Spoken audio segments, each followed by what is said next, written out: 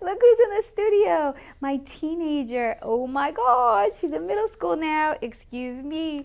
She's a day off from school, so I was like, yeah, you're coming. You're modeling. Yes, yes, yes, yes.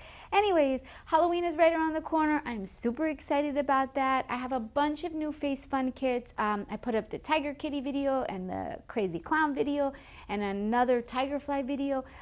Just giving you guys some ideas on how to mix colors, how to design some faces to go with Halloween costumes. So, mermaids are all the rage right now. Mermaids are in. I was gonna say her shirt is mermaids, but that looks like bumblebees.